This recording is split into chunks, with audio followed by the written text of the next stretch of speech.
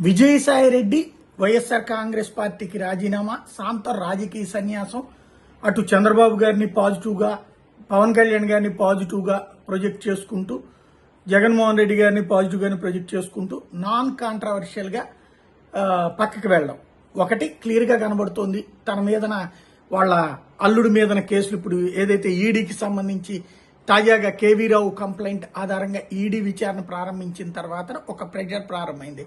అట్లాగే ఈయన కేసులకి సంబంధించినటువంటి ఇవన్నీ కూడా రాబోయేటటువంటి రోజుల్లో ఉంది. ఆ అంశాల మీద వెళ్ళిపోతారా అంటే అల్లుడికి సంబంధించిన వ్యాపార సామ్రాజ్యం మొత్తం దెబ్బతింటుంది అన్నటువంటి భయం ఉంటుంది కాబట్టి అదొక ఆస్పెక్ట్ ఉంటుంది. రెండవది వచ్చేటప్పటికి వైవి సుబ్బారెడ్డికి అప్పచెప్పిన తర్వాత వైవి సుబ్బారెడ్డి మిథున్ రెడ్డే ఇప్పుడు బీజేపీతో ర్యాపో మెయింటైన్ చేస్తున్నారు. ఎందుకంటే ఆయన పార్లమెంటరీ నాయకుడు, ఈయన లోక్సభ పక్ష నాయకుడు కాబట్టి ఈయన అప్పటికే రాజ్యసభకి మాత్రమే పరిమితం చేసినప్పటి నుంచి ఒక అసంతృప్తి ఉంది.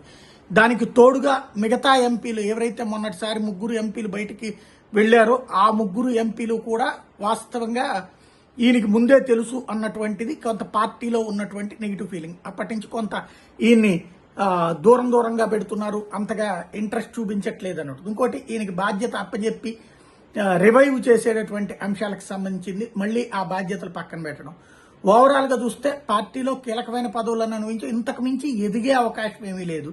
ఇట్లాంటప్పుడు ఎందుకు అన్నటువంటి రూట్లో ఒకటి ఉన్నటువంటి ఆయన రాజీనామాకు సంబంధించి ఒత్తిడి, ఏదో ఒత్తిడి లేకపోతే అయితే చేయరు, ఒత్తిడి అయితే ఈడీ కానీ ఈ వ్యవహారం ఇది ఒక ఎత్తు అయితే, రెండో కాన్సెప్ట్ వచ్చేటప్పటికి అయోధ్య రామిరెడ్డి కూడా వెళ్ళిపోతున్నారు అంటే అయోధ్య రామిరెడ్డి కొద్దిసేపటి క్రితం ప్రకటన చేశారు, నేను విదేశాల్లో ఉన్నా, నేను ఎక్కడికి ఏ పార్టీ మారట్లేదు, వచ్చిన తర్వాత మీడియా ముందుకు వస్తాను అని ప్రకటించారు.